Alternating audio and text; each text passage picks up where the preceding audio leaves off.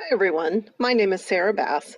I'm the director of the Risk Communication Laboratory at Temple University's College of Public Health. I want to talk about some ongoing research we're doing to understand perceptions of PrEP use in HIV-negative transgender women and the potential barriers they may have to getting health care. This project is funded by the National Institute of Mental Health, and my co-principal investigator is Dr. Jay Sevelius at the University of California at San Francisco. This project's results will be used to inform intervention development to increase uptake and adherence to PrEP in trans women.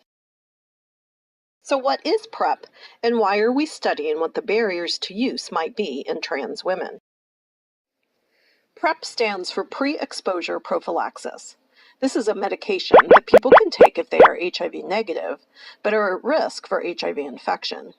PrEP substantially reduces that risk, and it's an important tool for anyone who might be worried that they may be exposed to HIV through sexual or needle-sharing behavior. PrEP works by blocking the HIV enzyme reverse transcriptase. By blocking this enzyme, it prevents HIV from replicating itself in the body.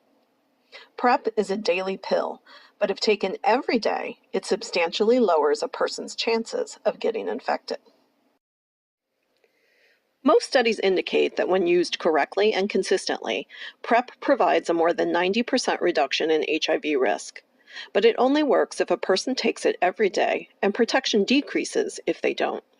It should be noted that PrEP does not protect against other sexually transmitted or blood-borne diseases, so it's important for each person to think about their HIV risk and whether PrEP is right for them. Despite PrEP's effectiveness, we don't know a lot about how trans women specifically might use or adhere to PrEP because they have either not been included in the effectiveness studies or they weren't classified as trans women and results are not available. While PrEP has been a highly effective tool in HIV prevention among men who have sex with men, efforts to reach trans women have not been as effective. This is despite the fact that trans women are an estimated 34 times more likely to be HIV positive than other adults. Despite this risk, they may be less likely to take PrEP or adhere to necessary dosages to ensure effectiveness. For many trans women, they may not feel they are at risk for HIV, don't feel the current interventions and communication materials are aimed at their needs, and have considerable barriers and stigma in accessing healthcare services.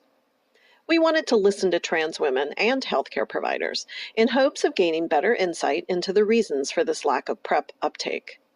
The hope is to develop messaging aimed at trans women about PrEP that is culturally salient and based upon their specific needs and concerns so that they could be used in interventions to encourage PrEP uptake.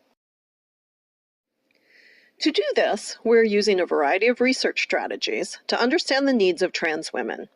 We're currently conducting focus groups with trans women and in-depth interviews with physicians who prescribe PrEP in both Philadelphia and San Francisco.